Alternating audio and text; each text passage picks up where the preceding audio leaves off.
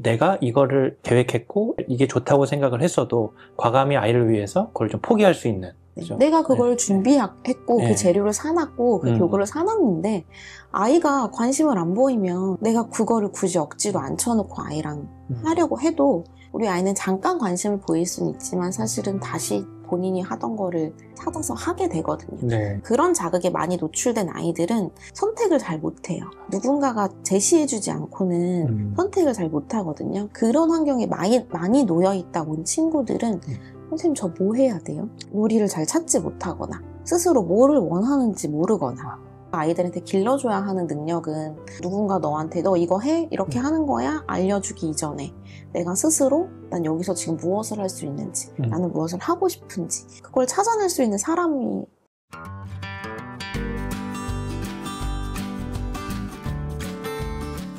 작가님은 연세대 어린이생활지도연구원에서 16년간 아이와 부모를 교육하고 토닥플레이를 운영하면서 20여 년 동안 놀이 교육 현장에 계셨습니다. 부모님들을 만나오시면서 놀이 육아 바이블이 꼭 필요하다고 생각하게 되셨는데요. 그 계기와 부모님들에게서 공통적으로 발견한 안타까운 지점이 있으셨다면 어떤 것일까요? 부모님들은 아이를 다 잘 키우고 싶은 마음이 있잖아요. 네. 아이가 1명, 2명 이렇게 많지 않기 때문에 아이를 어떻게 하면 잘 키울 것인가 잘 키우고 싶은 마음도 되게 크고 그래서 노력을 많이 하세요. 실제 노력을 많이 하시고 저를 찾아오시는 분들이나 제가 현장에서 만나게 되시는 분들은 놀이를 되게 중요하다고 생각하시고 아이와 되게 열심히 놀아주시거든요. 그런 노력에 비해서 방법을 조금 잘못 하는 경우들이 이제 있는 거예요. 이렇게 열심히 하고 아이의 육아에 교육에 관심이 많으신 분들 그런 분들이 많다는 건 알겠는데 그런 분들께 좀 더 제대로 된 방법 놀이는 이렇게 하는 게 맞다는 제대로 된 방법을 일단 알려드리고 싶었고 오히려 너무 힘을 많이 쏟으시는 거예요. 그러니까 힘을 뺄 때와 힘을 주어야 할 때를 잘 구분을 못 하셔서 너무 많은 에너지를 쏟다 보니까 육아가 너무 힘들어지는 이제 그런 상황들을 많이 보면서 요럴 땐 좀 힘을 빼도 되는데 여기에는 좀 힘을 주어야 하는데 그런 것들에 대한 가이드를 좀 드리고 싶었고 그리고 실제 부모님들은 놀면서 어떻게 이야기를 해야 하는지 잘 모르시더라고요. 실질적인 도움을 좀 드리고 싶었고 놀이라는 것은 거창한 것이 필요한 게 아니고 너무 많은 에너지를 쏟는다고 해서 답은 아니다. 그래서 그런 것들에 대한 좀 가이드를 드리고 싶어서 책을 쓰게 됐습니다.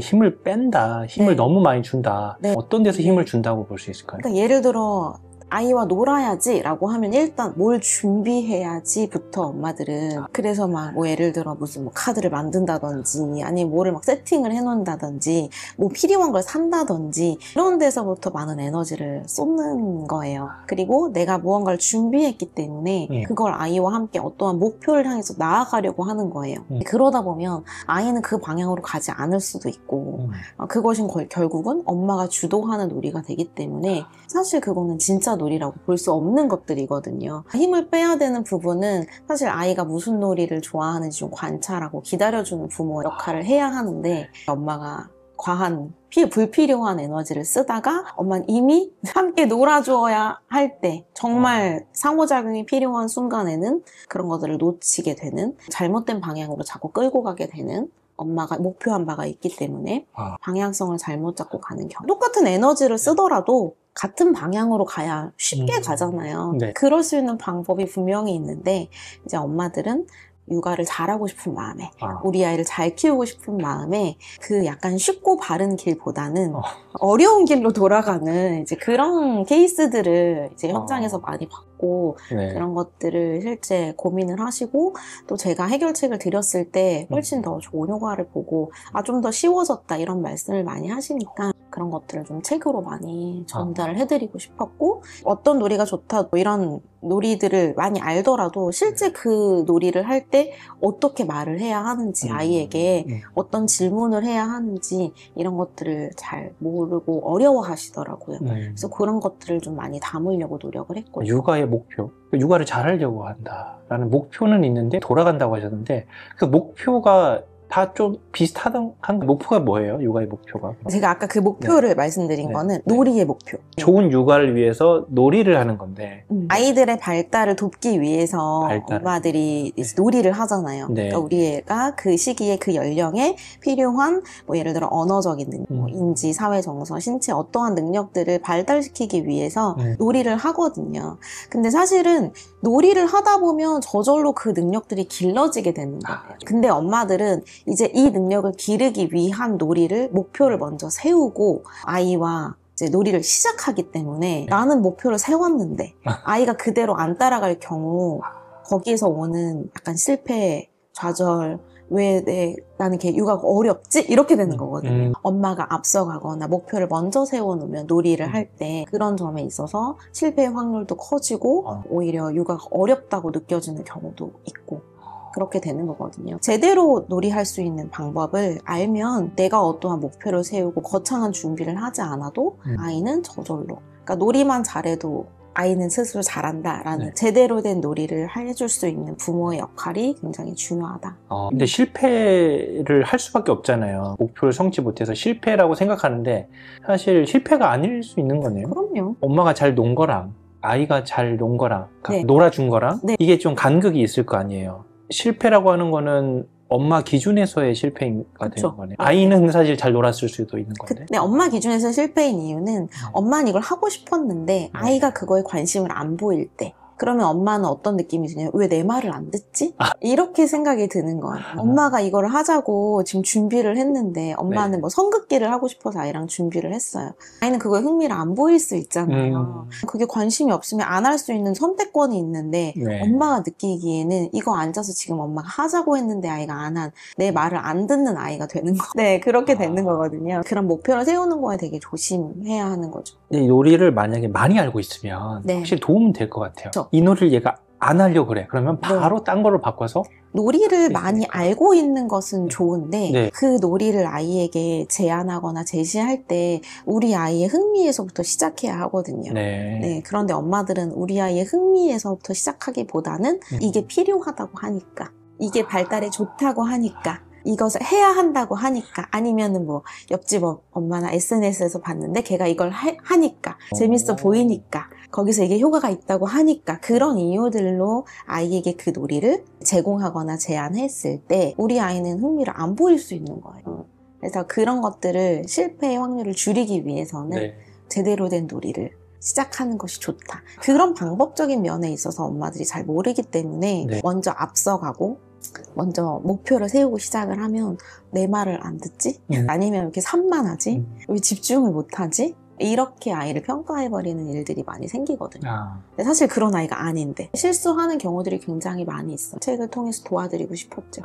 놀이만 잘해도 아이는 스스로 잘한다라는 책의 문장이 참 인상 깊은데요. 부모들이 잘 놀아주는 것을 어려워하고 있고 작가님께서 생각하시는 아이가 잘 노는 것 그리고 부모가 잘 놀아주는 것의 본질 이게 관계가 또 어떻게 될까요? 아이가 잘 논다는 것의 의미를 지금 엄마랑 같이 여기 선을 그어보자 아니면 선생님이 우리 오늘 이 화분을 만들 거야 어떠한 이런 제시를 했을 때 그 지시에 잘 따르는 아이가 잘 노는 아이는 아니거든요. 잘 노는 아이는 누군가 나한테 놀이 방법이나 뭘 선택하는 거나 이런 것들을 알려주지 않았을 때 누군가 나한테 놀잇감을 제시해주지 않아도 어떠한 방법을 알려주지 않아도 스스로 거기서 재미있는 거리를 찾아낼 수 있는 아이. 예를 들어 잔디밭에 가더라도 그냥 모래밭에 가더라도 내가 거기서 어떠한 룰을 정하거나 서로 역할을 정하거나 하면서 내가 거기서 창의적인 생각을 하면서 즐겁게 놀이할 수 있는 능력이 있는 아이가 잘 노는 아이인 거예요.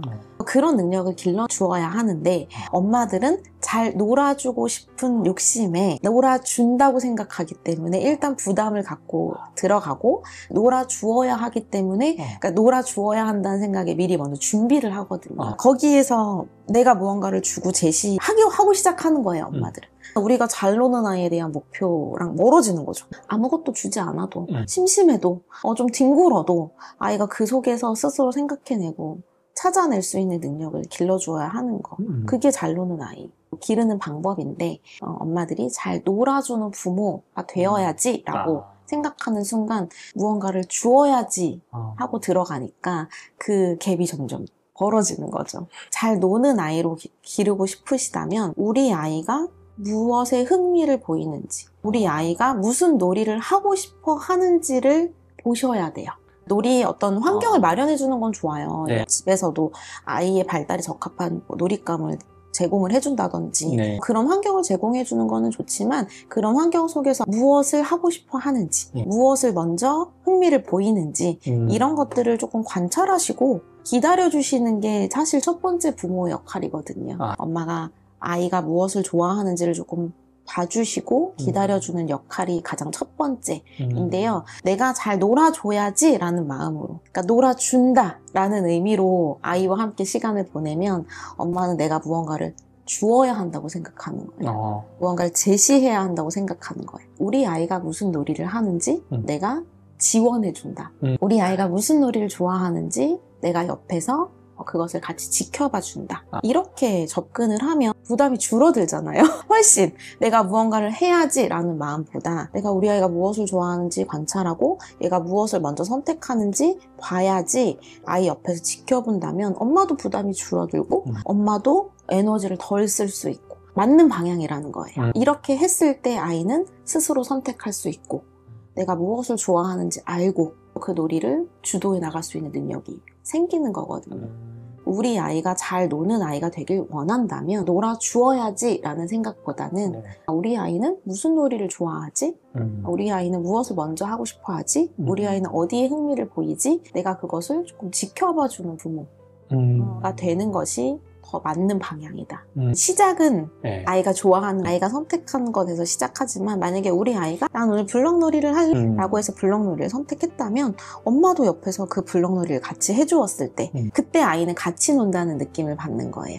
그게 놀아주는 거. 우리가 놀이를 하는 이유는 어쨌든 아이에게 그런 주도권이라든지 놀이를 지속하는 능력이라든지 뭔가 집중하는 능력이라든지 이런 것들을 길러주기 위함도 있지만 어쨌든 아이는 놀이를 하는 것이 약간 본능적인 내가 그렇죠. 그렇죠. 우리도 그런 본능적인 즐거움을 지금 찾고자 하는 거잖아요. 그렇죠. 아이와 함께 놀아주는 이유는 내가 즐겁기 위해서라기보다 아이와의 관계를 잘 맺기 위함이 더 크잖아요. 내가 원하는 놀이를 주도해서 야 이거 같이 하자라고 하면 아이는 흥미를 조금 금방 잃어버리게 돼요. 아이가 원하는 놀이를 하게 할 수 있는 주도권을 주는 것, 그리고 그 놀이가 오래 지속되게 하려면 아이가 선택한 것에서부터 시작했을 때 그것이 가능해지는 부모는 이걸 하고 싶더라도 우리가 꽃구경을 갔어요. 근데 나는 꽃이 되게 좋아요. 나는 벚꽃도 너무 예쁘고 막 예쁜 꽃을 보는 게 너무 좋아요.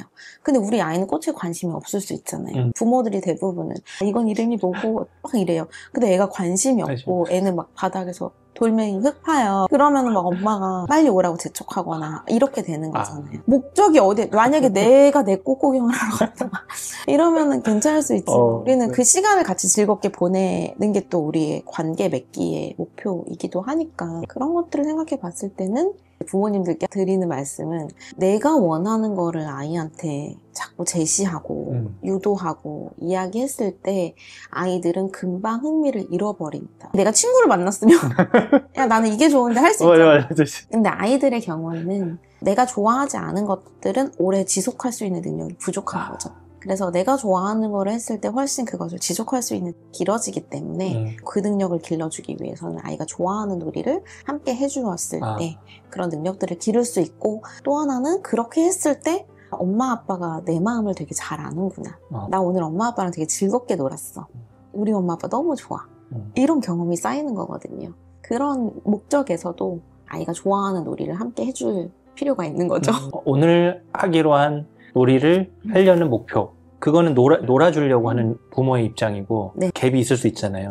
내가 이거를 계획했고 이게 좋다고 생각을 했어도 과감히 아이를 위해서 그걸 좀 포기할 수 있는. 그렇죠? 내가 그걸 준비했고 그 재료를 사놨고 그 교구를 사놨는데 아이가 관심을 안 보이면 내가 그거를 굳이 억지로 앉혀놓고 아이랑 하려고 해도 우리 아이는 잠깐 관심을 보일 수는 있지만 사실은 다시 본인이 하던 거를 찾아서 하게 되거든요. 그런 자극에 많이 노출된 아이들은 선택을 잘 못해요. 누군가가 제시해주지 않고는 선택을 잘 못하거든요. 그런 환경에 많이 놓여있다 온 친구들은 선생님 저 뭐 해야 돼요? 놀이를 잘 찾지 못하거나 스스로 뭐를 원하는지 모르거나 아이들한테 길러줘야 하는 능력은 누군가 너한테 너 이거 해? 이렇게 하는 거야? 알려주기 이전에 내가 스스로 난 여기서 지금 무엇을 할 수 있는지 나는 무엇을 하고 싶은지 그걸 찾아낼 수 있는 사람이 돼야 되는 거잖아요. 네. 그러려면 그것을 어렸을 때는 놀이를 통해서 할 수 있는 거죠. 그런 주도적인 것들을 뭐 알려줘서 되는 게 아니라 놀이를 할 때 아이들은 즐겁게 참여할 수 있기 때문에 놀이를 할 때 아이들은 그런 능력이 길러지는 거죠. 그래서 아이들이 스스로 선택할 수 있는 환경에 놓여지는 게 중요하다.